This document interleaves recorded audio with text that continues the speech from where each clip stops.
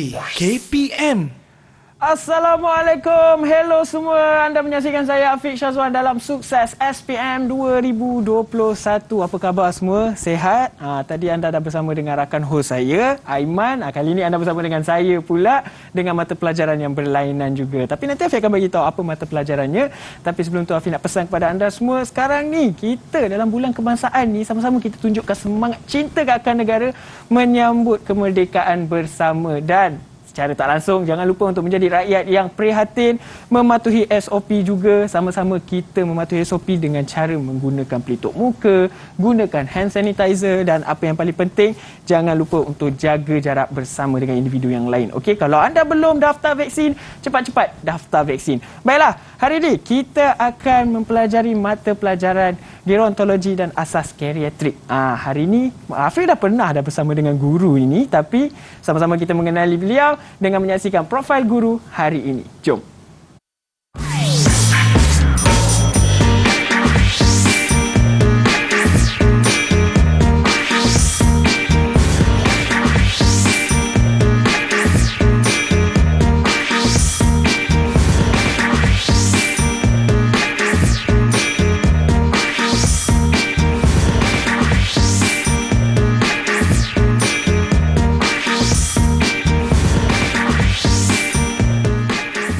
Ya, itulah dia guru kita pada hari ini. Afiq rasa ramai murid-murid di luar sana yang dah mengenali cikgu ini. Dan sekarang cikgu dah ada bersebelahan dengan saya. Assalamualaikum Cikgu Alwarda. Ya, waalaikumsalam warahmatullahi Afiq. Ya, apa khabar Afiq Syazwan? Sihat, alhamdulillah. Cikgu apa khabar? Ya, alhamdulillah sihat juga. Teruja sekali lagi dibandingkan bersama kita berdua. Betul. Ya, sebab sebelum ni mungkin mata pelajaran yang sama tapi topik yang berlainan. Topik berlainan. Kali ini mungkin topiknya agak menarik. Apa yang cikgu nak kongsikan? Ya, betul. Jadi bismillahirrahmanirrahim. Sidang penonton yang dikasihi sekalian, khususnya kepada anak-anak didik saya yang mengambil mata pelajaran gerontologi asas perkhidmatan geriatrik ya. Jadi untuk modul 4 hari ini ya, saya akan mengajarkan anda semua tentang modul 4 yang bertajuk keperluan asas fizikal warga emas ya Afiq ya. Okay. Jadi sebenarnya modul 4 ini ialah modul yang sangat dekat dengan kehidupan kita ya, kerana modul ini mengajarkan ilmu serta kemahiran tentang penjagaan kebersihan warga emas ya, penjagaan kebersihan diri ya, keseluruhan tubuh, kemudian pemakanan warga emas dan seterusnya pengendalian eliminasi ya, dan juga tentang kesihatan tidur ataupun sleep hygiene. Jadi saya katakan ilmu ini sangat dekat ya dengan kita modul ini kerana adatnya kita sebagai anak ya, dan kita sebagai penjaga sudah tentu kita ada insan-insan yang berusia emas ya dalam kehidupan kita. Jadi kita kena tahu ilmu ini. Jadi modul ini saya akan terangkan pada hari ini. Ini khusus bukan saja untuk murid-murid yang mengambil mata pelajaran ini, tetapi kepada murid-murid yang di luar sana nak menambah ilmu dalam diri pun tak ada masalah juga cikgu ya. Betul. Baiklah, jadi sekarang kita nak berkenalan pula dengan murid yang akan bersama dengan kita sepanjang sesi pembelajaran pada hari ini dengan cerita ada dari 3 buah sekolah cikgu. Ya, betul. Mari kita lihat wajah mereka. Jom. Assalamualaikum, selamat petang semua. Jangan lupa buka mic. Okey, boleh on mic. Okey. Assalamualaikum. Okey, sebelum tu Afiq nak minta seorang demi seorang kita mulakan dengan Nurul Alia terlebih dahulu. Perkenalkan diri anda, kemudian kongsikan anda dari sekolah mana. Kalau nak kongsikan juga cerita-cerita pun tak ada masalah. Silakan Alia. Ya. Okey, nama saya Nurul Alia binti Amran daripada SMP Sektor 42. Cita-cita saya menjadi seorang nurse. Menjadi seorang jururawat. Okey. Seterusnya di sebelahnya Adik Izani. Adik Q. Adik Q. Dia special sikit special Adik Q. Hai, Assalamualaikum warahmatullahi wabarakatuh dan salam sejahtera. Saya Adik Q Izani bin Mak Yusof dari kelas 5 Gerontologi 1 dan juga dari Sekolah Kebangsaan Menengah Seksyen 242, dan cita-cita saya adalah untuk menjadi seorang peguam syariah insya-Allah. InsyaAllah. Amin. Terbaik. Baiklah, seterusnya kita ada Wilma Ishika. Silakan. Hai, Assalamualaikum. Saya Suwilma Ishika binti Muhammad Azlan Shah. Saya dari Sekolah Menengah Kebangsaan Seksyen 242. Cita-cita saya sebenarnya banyak dan semuanya daripada bidang yang sama, iaitu saya nak jadi pelakon, saya nak jadi penyanyi, saya nak jadi ahli muzik dan juga seorang model. InsyaAllah. InsyaAllah. Baik. Bakal artis. Afiq boleh doakan. InsyaAllah kalau ada cita-cita seperti itu. Teruskan. Seterusnya kita ada di sebelahnya Saranya. Selamat sejahtera, nama saya Saranya. Saya dari sekolah SMK Tasik Utara 2, Johor Bahru. Cita-cita saya jadi teacher. Jadi seorang guru. Ya. Terima kasih Saranya. Seterusnya kita ada Nuha. Silakan Nuha. Hai, Assalamualaikum. Nama saya Nuha Edina binti Muhammad Zaidi. Saya dari sekolah menengah kebangsaan Seksyen 842. Cita-cita saya ingin menjadi seorang jururawat. Menjadi seorang jururawat. Kita ada 2 orang jururawat. Ya. Di antara yang terakhir sekali kita ada Amnan Hamdi. Silakan Amnan. Assalamualaikum, nama saya Amnan Hamdi bin Muhammad Iskandar dari kelas 5 MPB 1 dari sekolah SMK PC. Cita-cita saya adalah untuk menjadi cikgu. Menjadi seorang guru. Itu dia. Ada 2 orang guru ya tadi cikgu ya? 2 orang guru, 2 orang nurse, jururawat dan juga ada peguam syariah. Peguam insya-Allah. Okey, inilah dia, kita ada wakil daripada 3 buah sekolah. Jadi sekarang ni cikgu, sebelum kita mulakan sesi pembelajaran, saya nak bawa cikgu, kita gunakan cecair sanitasi terlebih dahulu untuk mematuhi SOP. Mari. Silakan cikgu. Baik. Okey, kemudian saya pula gunakan. Ini adalah antara langkah-langkah untuk kita mematuhi SOP dan juga menjaga kebersihan kita. Baiklah, jadi sekarang ni kita nak berehat terlebih dahulu sebab kita dah berkenalan dengan guru kita hari ini. Kemudian kita dah berkenalan juga dengan murid-murid yang akan bersama dengan kita. Cuma sekarang ni kita nak berehat terlebih dahulu sebab Afi nak bagi peluang kepada murid-murid di rumah untuk bersiap sediakan nota untuk catat apa saja ilmu maupun tips yang akan diberikan daripada guru kita pada hari ini. Baiklah, kita berehat terlebih dahulu. Terus setia bersama dengan kami semuanya dalam Sukses SPM 2021. Didik TV KPM. Kembali lagi kita dalam Sukses SPM 2021. Okey, tadi kita dah berkenalan, kemudian kita dah tahu dah apa yang mereka kongsikan dari segi cita-cita mereka. Menarik. Jadi sekarang ni Afi nak minta lagi kongsi daripada mereka ni, iaitu pandangan mereka mengenai topik pada hari ini. Kita bertanya, Afi nak pilih Adik Q, apa pandangan awak mengenai topik ataupun mata pelajaran kita pada hari ini? Okey, baik. Jadi untuk pandangan saya untuk modul 4 kali ini adalah kita lebihkan untuk sebagai penjagaan kebersihan lah, iaitu dalam topik ini juga banyak kita pelajari ataupun murid pelajari tentang bagaimana langkah-langkah untuk mencuci tangan dengan betul, ataupun selain daripada itu penjagaan oral, maksudnya macam mana langkah untuk membasuh gigi dengan cara yang betul. Dan juga kalau kita tengok dari sini untuk mengambil langkah-langkah mencuci tangan dengan betul, kita juga boleh sematkan dalam norma baharu sekarang untuk menjaga SOP. Dan juga seperti yang Cikgu Wardah tersayang kita tadi kan, memakai sanitizer, ada itu juga salah satu langkah-langkah untuk menjaga kebersihan diri lah. Okey, itu dia. Wah, dah macam peguam lah. Belum jadi peguam dah macam peguam. Baiklah, seterusnya kita nak bertanya pula dengan Amnan Hamdi. Apa pendapat awak pula? Pendapat saya pula, saya rasa ia penting untuk kita belajar mengenai pemakanan untuk mengetahui tentang nutrien dalam makanan dan bagaimana boleh dapat merancang pasal pemakanan yang seimbang. Baik, okey, tadi tentang kebersihan, sekarang pemakanan. Okey, seterusnya saya nak cuba tanya dengan Sarah. Apa pendapat awak pula, Sarah?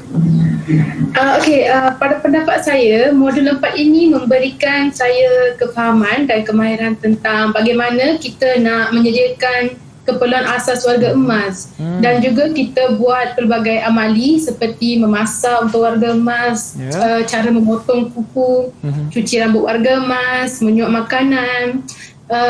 Masa membuat amal ini kita jaga SOP jugalah kerana pandemik kan. Lepas tu kita juga belajar tentang pelbagai aspek. Salah satu macam ADQ kata, kita ada kebersihan diri, pemakanan seperti Amnan kata. Kita ada lagi kesihatan tidur untuk warga emas.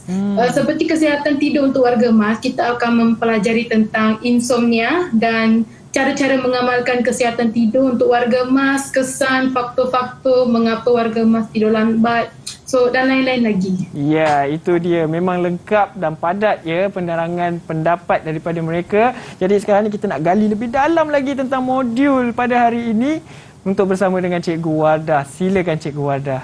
Okey, ya, terima kasih Afiq ya. Dan terima kasih juga kepada anak anda saya yang telah memberikan pendapat yang sangat bernas ya. Sangat terharulah cikgu ya. Terharu cikgu, tak boleh nak mengajar dah. Pendapat mereka kan.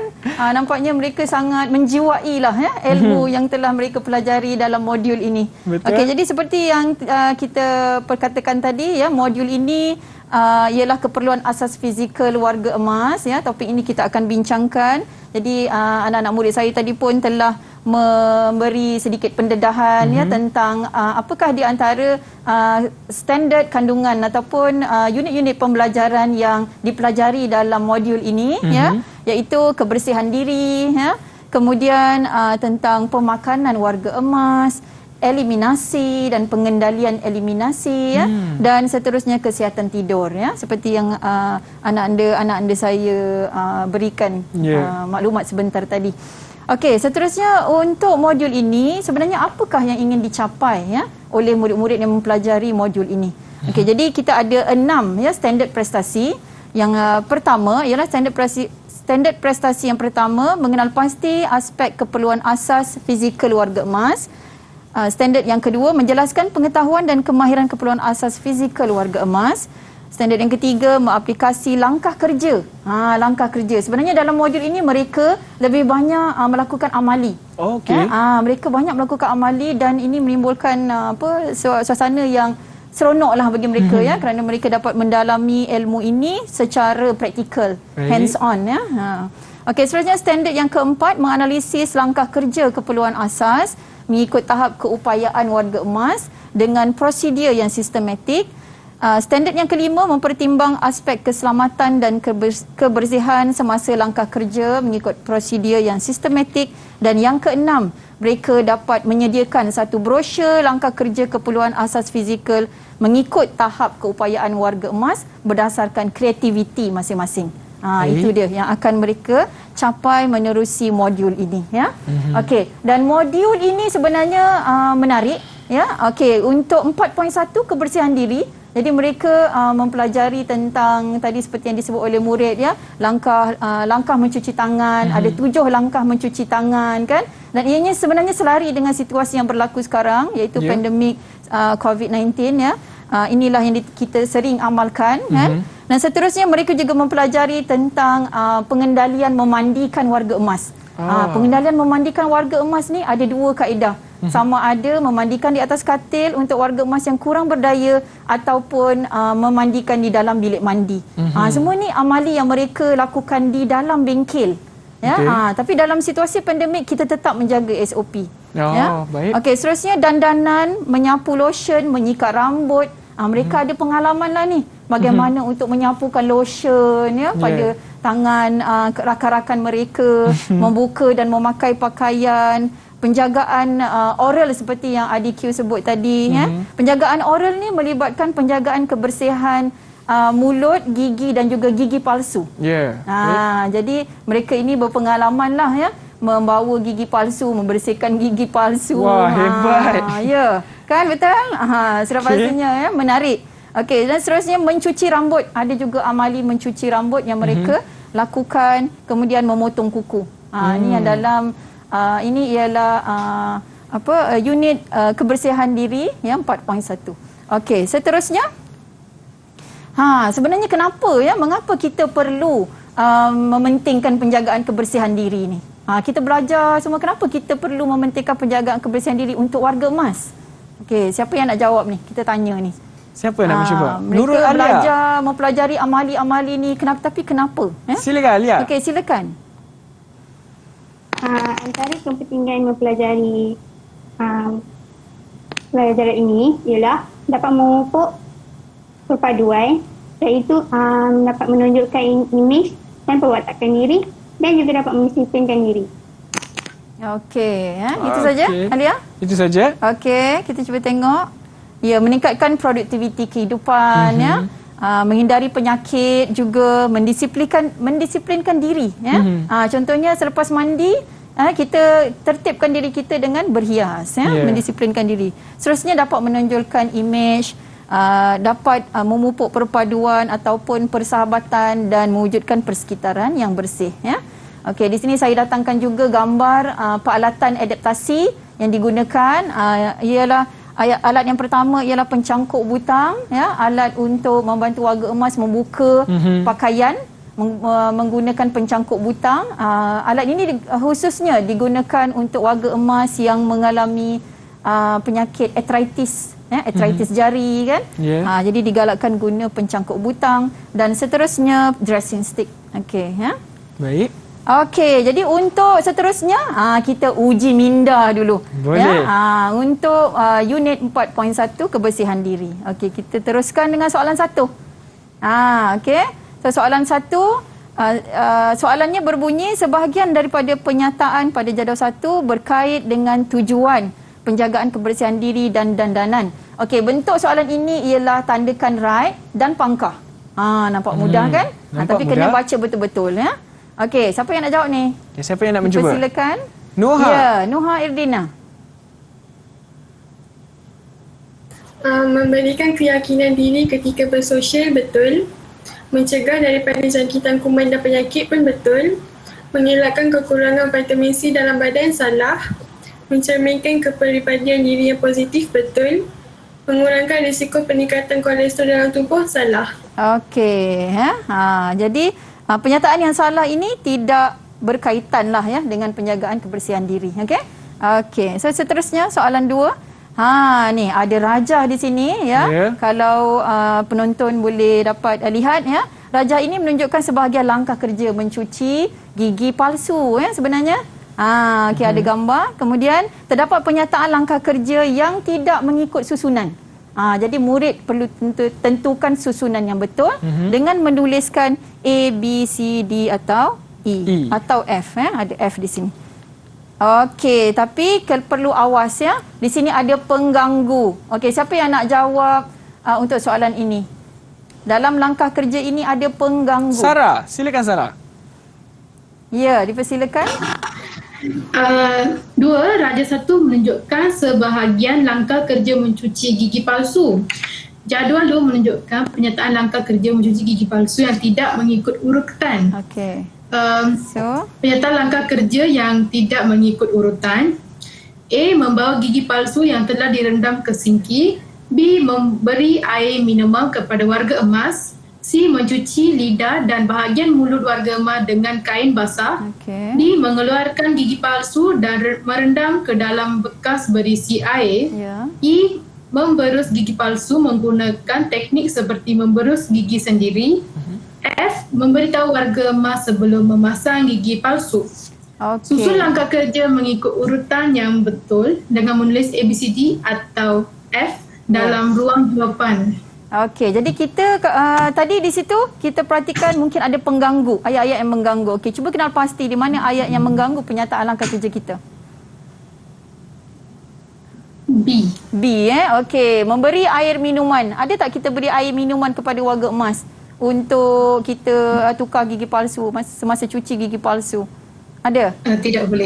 Tak boleh. Tak perlu, tak perlu beri air sirap kan. Tak sesuai. Okey, jadi di situ bukan langkahnya. So kita buang. Okey, sekarang kita susun. Okey, boleh tak kita tentukan ada tak clue untuk langkah kerja ini? Di mana langkah kerja yang terakhir atau yang mula-mula sekali? Okey. Ada?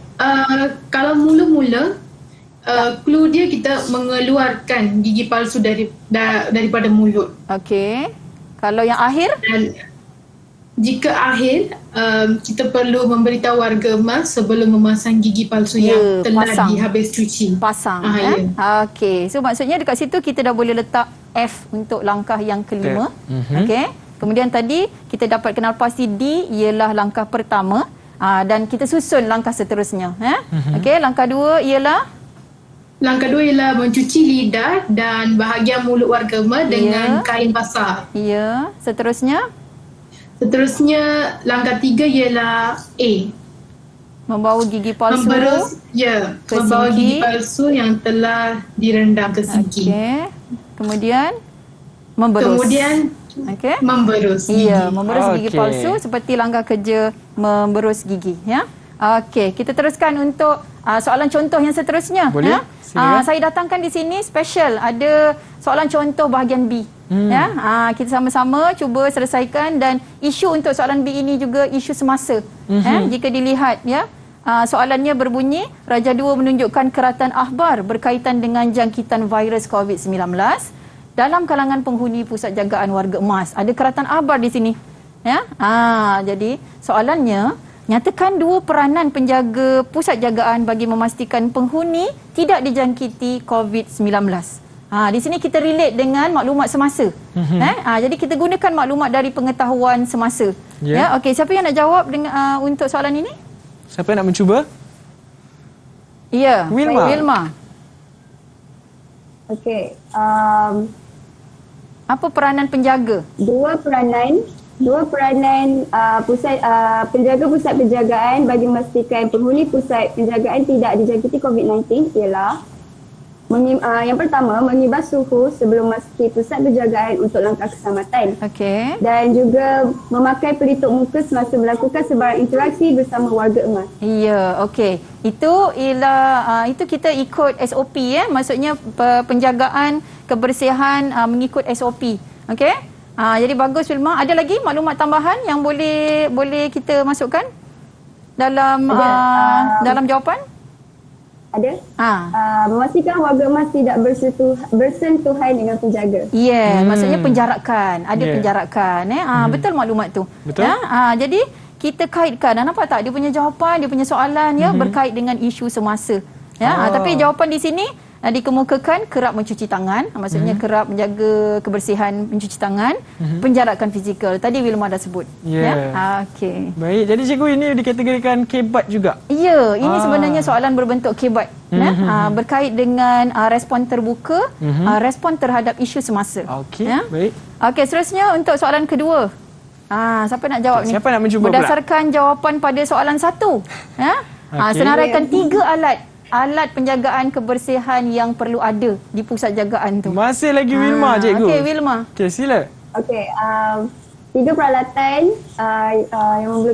yang diperlukan dekat pusat penjagaan adalah yang pertama, sabun, sanitizer, termometer suhu atau pengimbas suhu, dan ekstra jawapan adalah sarung tangan. Okey, ya. Saya rasa bagi kita ni, ini adalah satu situasi yang dah biasa, kan? Ya, betul. Kita mengadakan peralatan-peralatan kebersihan ini untuk penjagaan kebersihan yang lebih terapi, ya. Okey, kemudian betul tu Wilma. Seterusnya soalan 3. Bagi menjaga kebersihan diri, senaraikan kaedah mencuci tangan dengan betul, ya. Okey, jadi kaedah mencuci tangan yang betul. Ada berapa tadi langkah mencuci tangan yang betul? Berapa kaedahnya? Siapa ingat? 7. Ya. 7. 7, ada 7. Oh, berebut ni ADQ dengan Wilma ni. ADQ gelak je, dia nak bagi jawapan. ADQ nak jawab tu. Okey, siapa nak jawab ni? Okey, siapa nak mencuba? Okey. So bagaimana agaknya langkah untuk mencuci tangan? Boleh demo sekali. Boleh buat demonstrasi sikit. Saya lah.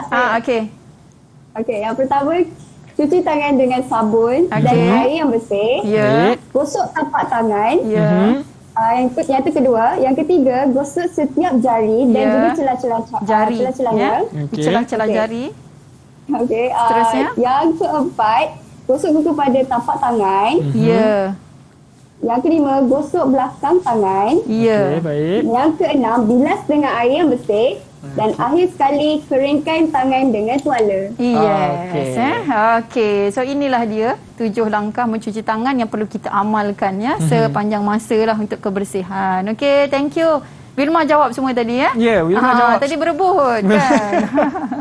Okey. Baik. So kita teruskan. Boleh, cikgu. Silakan. Dengan unit 4.2, pemakanan warga emas, ya. Okey, jadi dalam modul ini mereka juga mempelajari tentang pemakanan warga emas, ya. Dari segi penyediaan makanan, dari segi nutrien, ya.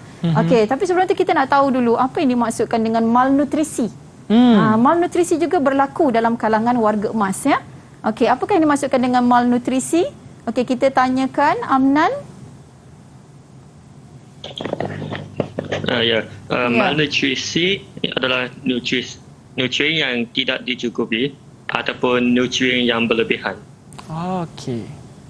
Okey.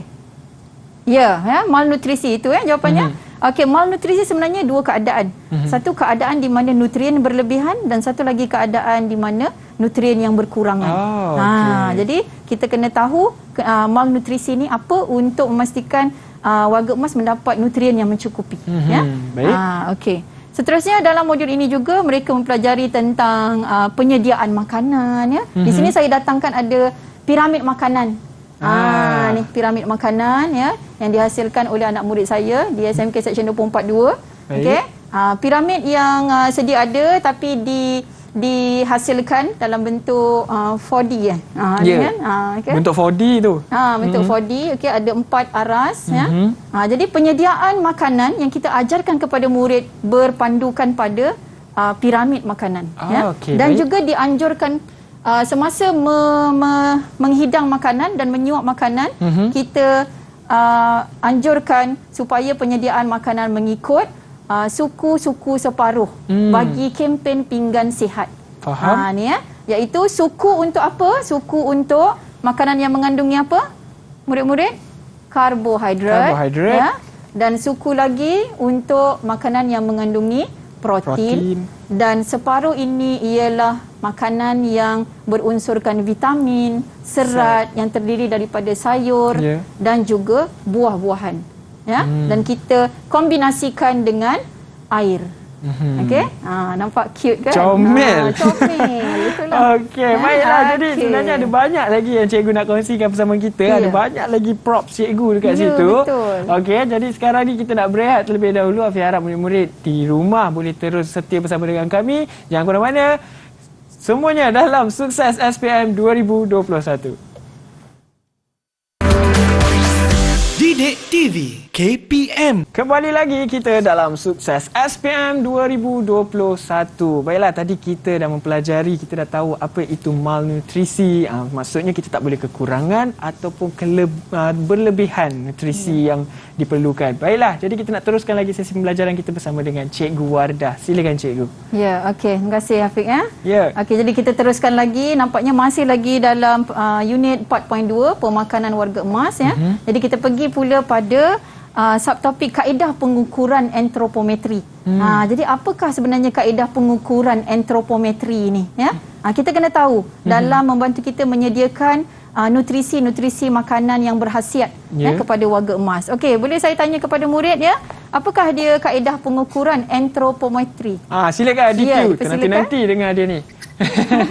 Okey, baik. Untuk antropometri ini, yang pertama kita bagi pengenalan dululah, iaitu tentang pengukuran tubuh badan yang sistematik bagi menentukan saiz, bentuk dan komposisi tubuh badan. Iaitu dalam ini kita belajar ada 4 perkara yang perlu murid belajar, iaitu tentang yang pertama macam mana nak kira BMI seseorang. Yang seterusnya ada juga kita buat ukur lilit pinggang dan juga ukur lilit pinggul. Okey. Itu saja. Itu saja. Okey, terima kasih ADQ. Terima kasih ADQ. Tepatlah kan. Ini nak kena bagi reward ni nanti. Kena bagi reward nanti Boleh. Macam ni top up internet lah Okey. Ya, betul tadi pengukuran antropometri seperti yang ADQ sebut. Jadi murid ini mempelajari tentang pengukuran indeks jisim tubuh. BMI, kemudian ukur lilit pinggang, pinggul bagi menentukan warga emas ini sentiasa dalam keadaan yang sihat. Mereka seronok melakukan aktiviti ni Afiq, sebab mereka dapat ukur BMI bukan sahaja rakan tetapi juga ahli keluarga. Macam tu Faham. Okey, seterusnya menu panduan penyediaan diet seimbang juga mereka perlu tahu. Okey, dari segi apa? Dari segi penyediaan makanan mengikut tahap kesihatan warga emas Jadi kita tahu warga emas mengalami pelbagai tahap kesihatan kan. Okey, contohnya kalau warga emas mengalami stroke atau lumpuh bagaimana makanan yang perlu disediakan? Makanan yang perlu disediakan ialah tekstur yang lembut mengandungi banyak cecair, yang mudah dikunyah, ditelan mudah ditelan lah dipotong halus supaya senang untuk ditelan. Warna menarik, nampaklah warna yang pelbagai Okey, seterusnya untuk pesakit hipertensi ataupun yang mengidap darah tinggi, sudah tentulah perlu kurangkan garam. Ya. Betul. Kemudian kurangkan makanan yang berlemak. Untuk pesakit diabetes, kurangkan gula. Ya, kurangkan makanan yang berkanji, kalau boleh guna beras perang. Ya, kurang kanji. Jika yang mengalami kehilangan gigi, perlu makanan yang dimasak empuk supaya senang ditelan. Kurang berat badan, kita anjurkan beri makanan yang mempunyai kalori yang berat. Ya. Kemudian untuk sembelit, galakkan makanan yang mengandungi fiber, ya, berserat. Buah-buahan, sayur-sayuran. Ya. Okey, dan ini ialah porsi makanan. Okey, porsi makanan juga menentukan tahap kesihatan warga emas. Ya.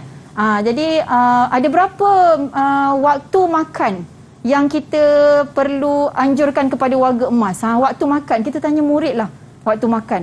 Sebab kadang-kadang murid ni dia ada brunch. Ada brunch, ada supper. Tapi untuk warga emas tak sesuai. Okey, jadi apakah agaknya waktu makan yang sesuai untuk warga emas? Sarah, silakan Sarah. Kita ada 6 waktu makan untuk warga emas, iaitu sarapan pagi, minum pagi itu breakfast macam pukul 10 macam tu. Lepas tu makan tengah hari, lunch. And then minum petang, tea time. Lepas tu makan malam pukul 7 macam tu. Lepas tu minum malam iaitu pukul 10. Maybe kita minum susu macam tu. Ya, betul. Jadi sebenarnya ada 6 waktu makan yang perlu warga emas ambil makanan pada waktu-waktu itu. Warga emas digalakkan sebenarnya mengambil makanan dalam kuantiti sedikit tetapi kerap. Berkali-kali. Ya, macam Afiq ada nenek kan? Boleh juga nasihatkan kepada nenek. Saya faham. Ambil makanan sedikit tetapi kerap. Okey, seterusnya kita cuba dengan soalan-soalan contoh lah untuk uji minda. Mari. Okey, soalan ini ada grafik-grafik peralatan. Okey, jadi soalannya, Rajah 3 menunjukkan gambar peralatan untuk kegunaan warga emas. Okey, jadi siapa yang nak beritahu saya apakah alat-alat tersebut? Siapa yang nak jawab? Saya cikgu. Okey, Wilma. Okey, A itu adalah kursi roda. Okey. Kerusi roda. B itu swivel spoon. Ya, swivel spoon. Tak boleh tanda. Seterusnya tu yang C itu hoister. D adalah grip holder. Okey, grip holder. Dan akhir sekali adalah garfu yang punya pemegang yang lembut. Okey. Dan tebal. Jadi ini ialah peralatan. Okey, kita nak tahu apa pula kategori peralatan tersebut. Okey, so boleh Wilma kategorikan peralatan tersebut, Wilma? Ada 2 jenis peralatan mobility dan juga peralatan adaptasi. So yang mana satu kategori peralatan ini? Okey, cuba tentukan. Peralatan mobility adalah A dan C, iaitu kursi roda dan hoister. Peralatan adaptasi pula adalah B, iaitu swivel spoon. E, grip holder, dan akhir sekali E, iaitu garfu yang punya pemegang yang lembut dan tebal. Yes, terbaik, 5 markah. Okey, bagus. Terima kasih, kita teruskan. Terima kasih, Wilma. Kita teruskan soalan seterusnya. Soalan ini juga berbentuk seperti jadual membuat kategori, mengkategorikan. Okey, soalannya berbunyi, jadual 4 menunjukkan sumber makanan yang perlu dilengkapkan dalam pemakanan seimbang warga emas. Okey, so ada sumber makanan dan apa yang perlu murid lakukan ialah kategorikan.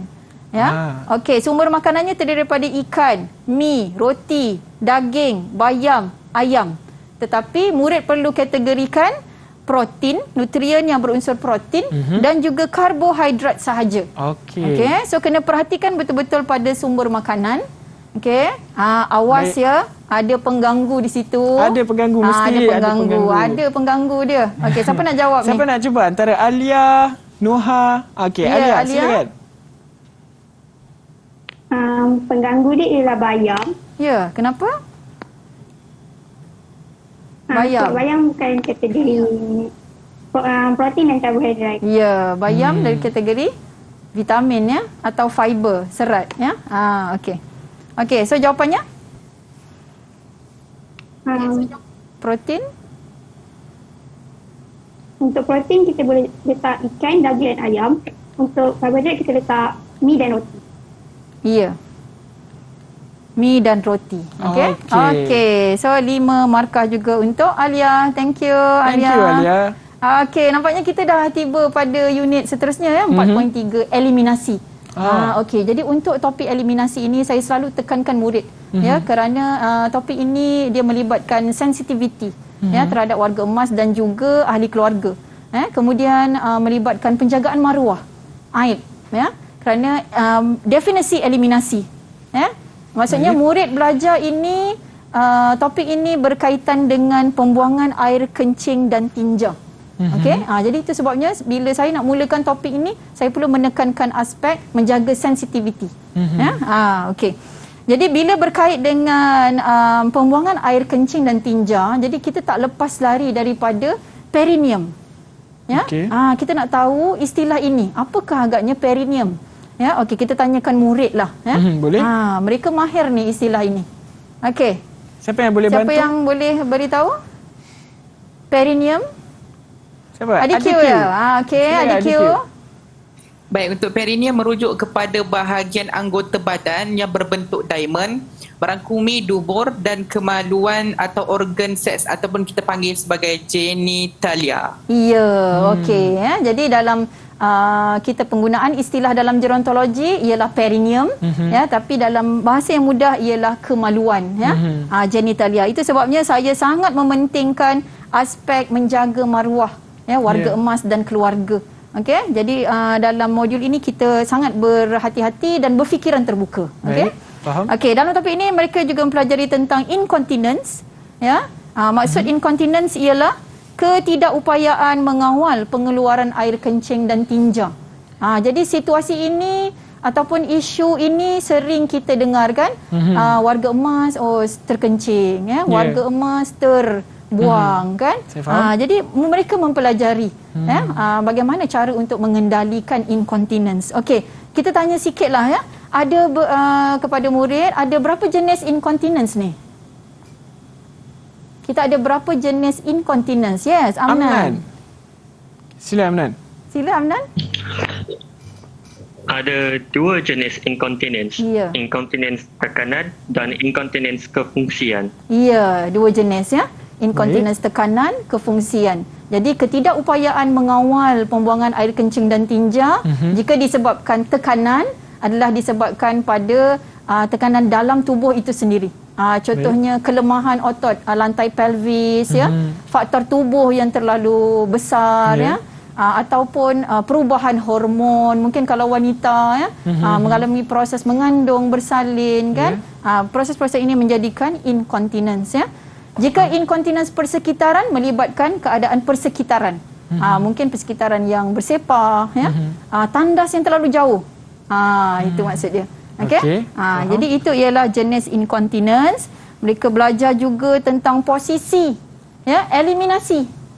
Posisi eliminasi yang mereka belajar ialah posisi eliminasi warga emas kurang upaya, kemudian posisi warga emas yang tidak berdaya. Okey, jadi posisi warga emas kurang berupaya menekan kaki pada katil menggunakan bedpan.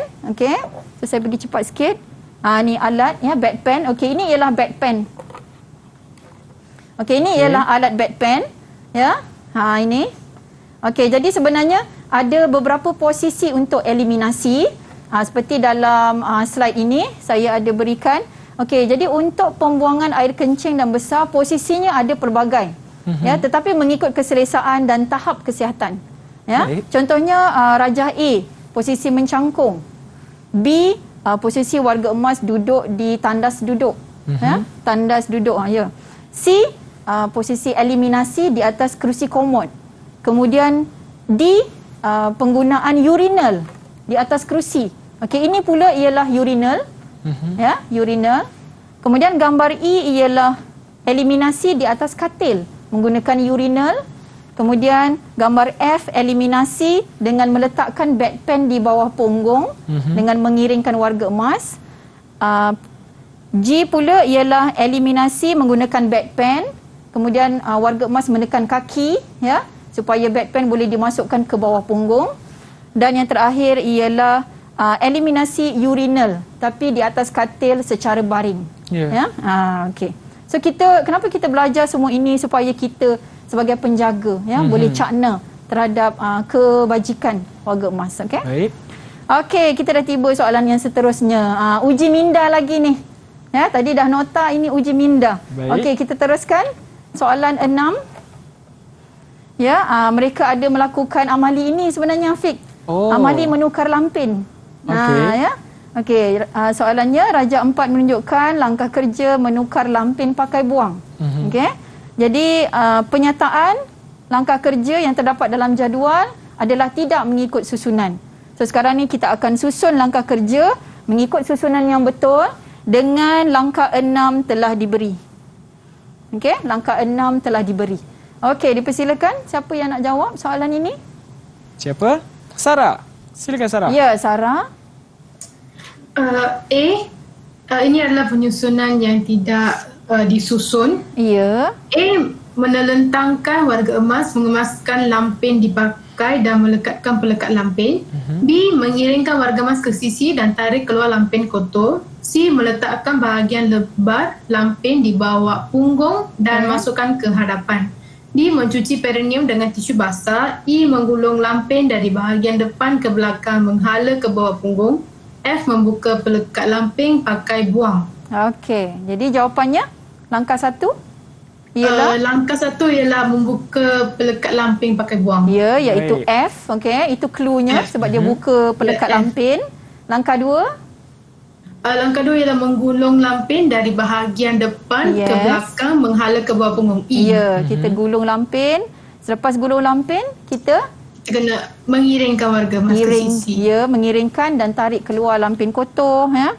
D, mencuci perineum. Okey, Sarah. Dan langkah seterusnya ialah C, meletakkan lampin bersih. Ya. Okey. Jawapan ke-6 telah diberikan. Ya. Baik, cikgu. Okey, jadi selepas ini kita akan sambung lagi, cikgu. Iya. Jadi sekarang ni kita nak berehat terlebih dahulu. Kemudian kita akan sambung lagi selepas ini. Jadi murid di rumah terus setia bersama dengan kami semuanya dalam Sukses SPM 2021. Jangan ke mana-mana. Didik TV KPM.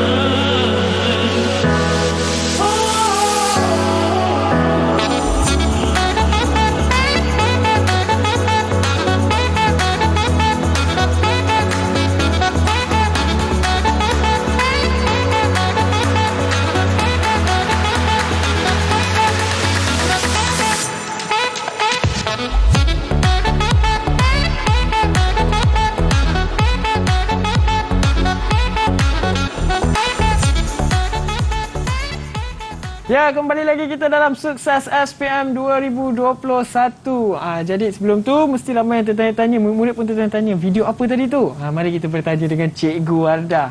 Cikgu, video apa tadi tu? Ya Afiq, itulah sebenarnya peralatan yang ada di bengkel kita. Jadi peralatan yang digunakan tadi ialah hoister dan juga kerusi komod. Jadi itu ialah antara kaedah untuk mengangkat, mengalih bagi warga emas untuk melakukan eliminasi. Tapi kita demonstrasikan dengan murid menggunakan peralatan yang ada di bengkel kita. Jadi tadi itu video yang kita bawakan eksklusif dari SMK Seksyen 24-2 dengan peralatan. Hebat. Okey, seterusnya kita boleh sambung ya? Boleh, cikgu. Dengan soalan yang seterusnya. Okey, soalan berkaitan dengan eliminasi ya. Ini ialah soalan bahagian B. Okey, ada situasi untuk soalan ini. Pak Cik Ramzi menghadapi sakit belakang dan terpaksa melakukan eliminasi di atas katil dengan bantuan peralatan. Okey. Jadi cadangkan 2 peralatan yang sesuai digunakan untuk membantu eliminasi Pak Cik Ramzi. Okey, boleh cadangkan 2 peralatan ini? Siapa yang boleh cadangkan? Saya rasa Nuha. Nuha banyak berdiam je tadi. Kita cuba tanya Nuha. Nuha beri jawapan untuk peralatan. Okey, dipersilakan. Silakan Nuha.